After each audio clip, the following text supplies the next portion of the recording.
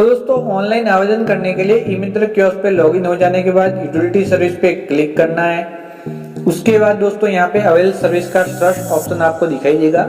यहाँ पे आप टाइप करेंगे राजफेड RAJFED और आपको सर्विस दिखाई देने लग जाएगी। आपको कुछ भी नहीं करना है, सर्विस का चयन करना है राजफेड किसान पंजीकरण की। और जैसे ही इस सर्विस का आप चयन करेंगे तो आपको यहाँ पे ओके का ऑप्शन मिलेगा और जैसे ही आप ओके बटन दबाएंगे तो डायरेक्टली आप राजफेड के ऑफिशियल पोर्टल पे चले जाएंगे।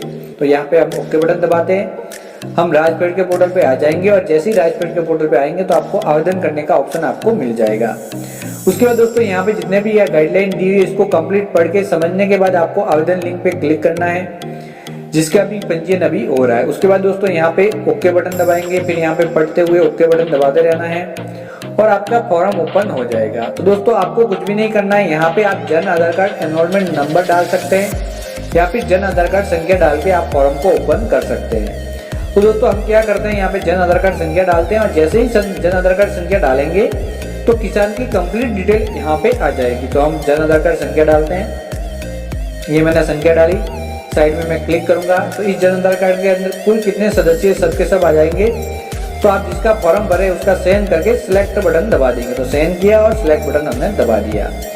जैसे ही सिलेक्ट बटन दबाएंगे यहाँ पे ऑप्शन आएगा, ओके बटन दबा देंगे और फिर वापस ओके बटन दबाएंगे आधार कार्ड नंबर की जांच करके। उसके बाद दोस्तों यहाँ पे क्या होगा कि डायरेक्टली आपका फिंगरप्रिंट मांगा जाएगा दोस्तों किसान का। तो यहाँ पे किसान के फिंगरप्रिंट को आप स्कैन कर लेंगे। तो यहाँ पे दोस्तों भी ओपन हो रहा है, ये ओपन हो गया। अब आप यहाँ पे क्लिक करेंगे, किसान के फिंगरप्रिंट मशीन पे लगा के फिंगरप्रिंट पे आप क्लिक करेंगे और कैप्चर होने फिंगरप्रिंट लग जाएंगे। जैसे ही फिंगरप्रिंट कैप्चर होंगे तो सक्सेसफुल का आपको मैसेज मिल जाएगा।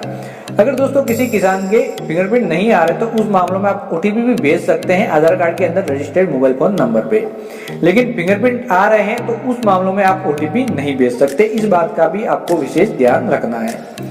और दोस्तों जैसे ही आप OTP भेजेंगे तो OTP भी मिल जाएंगे और आप OTP डालेंगे तो भी फॉर्म ओपन हो जाएगा और फिंगरप्रिंट से भी आप फॉर्म ओपन कर सकते हैं। इसके अलावा दोस्तों तीसरा ऑप्शन आइरिस का भी है, उसका भी उपयोग कर सकते हैं अगर आपके पास मशीन अवेलेबल है। उसके बाद दोस्तों आपका फॉर्म ओपन हो जाएगा, अभी आप देख सकते हैं और ज्यादातर डेटा जन आधार कार्ड से ले लेगा और पूरी की पूरी डिटेल भरी हुई ही आएगी। आपको कुछ भी नहीं करना है, आपको डायरेक्टली जो फसल लेके जाएगा मंडी के अंदर उसका नाम लिख लेना है यहाँ पे। उसके बाद किसान किस प्रकार का है वो आपको नीचे चयन कर लेना है। उसके बाद दोस्तों आपको क्या करना है, यहाँ पे जब नीचे आएंगे तो यहाँ पे आपको खरीद केंद्र की डिटेल भर लेनी है और बटाईदार हैं तो ऊपर बटाईदार की डिटेल भी भर लेनी है। तो हम खरीद केंद्र की डिटेल भर लेते हैं, उसके जस्ट ऊपर देख सकते हैं बटाईदार के ऑप्शन है, वो भी आप भर सकते हैं। हमने खरीद केंद्र ले लिया। उसके बाद दोस्तों आप क्या करना है, जो गिरदावरी लेके किसान आया उस गिरदावरी की डिटेल भरनी है, यानी कि उसका जो जमीन है वो कौन से पटवार हल्के के अंदर आई हुई है। एक से अधिक पटवार हल्के के अंदर आई हुई है तो आप भूमि विवरण को अलग अलग जोड़ना होगा, जो मैं आपको आगे बता दूंगा। तो यहाँ पे मैंने पटवार हल्का लिया, फिर ग्राम लिया, कौन से ग्राम की जमीन है। उसके बाद दोस्तों उस ग्राम की जमीन के अंदर खाता संख्या क्या क्या है उस बंदे की, तो वो खाता संख्या आप यहाँ पे दर्ज कर लेंगे। तो मैं यहाँ पे खाता संख्या दर्ज कर लेता हूँ। खाता संख्या दर्ज करने के बाद दोस्तों मैं क्या करूंगा, इस खाते के अंदर जो खाते में यहाँ पे दर्ज कर रहा हूँ उसके अंदर जो गिरदावरी लेके जो किसान आपके पास आया है उसके अंदर कुल कितने खसरे हैं वो भी मुझे यहाँ पे सेकंड वाले भाग के अंदर दर्ज करने। तो मैं यहाँ पे 3 कर लेता हूँ। अब जो मैंने 3 खसरे दर्ज किए उस खसरा की संख्या लिखूंगा, उस खसरों की संख्या कितनी है। तो मैं 1/9 लिख लिया, फिर कॉमा लगाऊंगा, फिर दूसरी वाली लिखूंगा, तीसरी वाली। तो कुल 3 मैंने लिखे तो 3, अगर 4 है तो 4। तो वो गिरदावरी के अंदर अंकित होते हैं तो उसके आपको अंदर कोई भी प्रॉब्लम नहीं आएगी, जो गिरदावरी के अकॉर्डिंग आप यहाँ पे ले लेंगे। उसके बाद दोस्तों आप क्या करेंगे, कौन सी फसल है जो इसकी बुआई की गई है जो गिरदावरी में अंकित होगी उस फसल का आप चयन कर लेंगे, यानी कि कौन सी फसल को बेचना। तो यहाँ पे मैं मूंग ले लेता हूँ। दूसरा ऑप्शन भी अवेलेबल है वो भी आप ले सकते हैं, तो मैं यहाँ पे मूंग ले लेता हूँ। जो भी फसल है वो ले सकते हैं। उसके बाद दोस्तों जब मैंने यार मान लो कि मूंग ली है तो मूंग की जो बुआई है वो कितने क्षेत्र के अंदर की गई है, तो वो यहाँ पे कृषक के हिस्से का बुआई क्षेत्र, यानी कि इस खाते के अंदर कृषक के हिस्से का जो बुआई क्षेत्र वो कितना है। कुल नहीं लिखना, कृषक के हिस्से में कितना आ रहा है वो आप यहाँ पे लिख लेंगे।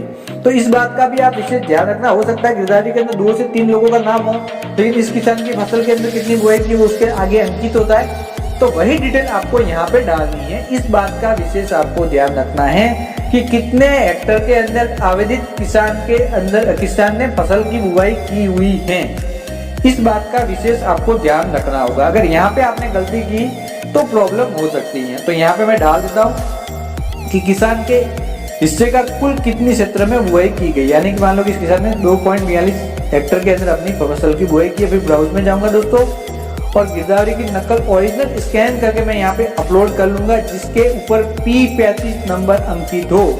यहाँ पे आपको विशेष ध्यान रखना है, P35 नंबर युक्त गिरदावरी की नकल आप अपलोड करेंगे। तो यहाँ पे दोस्तों मैं ये गिरदावरी की नकल है, मैंने स्कैन की हुई है, ओरिजिनल है, और इसको मैं सहन किया, ओपन किया और इसका मैंने सहन कर लिया। उसके बाद दोस्तों मैं गिरदावरी पे अंकित P35 नंबर है वो मैं यहाँ पे डाल दूंगा। और दोस्तों P35 की दिनांक भी यहाँ पे अंकित होती है गिरदावरी पे, वो भी मैं डाल दूंगा। उसके बाद मैं भूमि विवरण जोड़े पे क्लिक करूंगा। जैसे ही भूमि विवरण जोड़े पे मैं क्लिक करूंगा तो एक भूमि का विवरण ऐड हो जाएगा। तो यहाँ पे मैंने ये नंबर डाले, फिर डेट डालूंगा, फिर मैं भूमि विवरण जोड़े पे क्लिक करूंगा।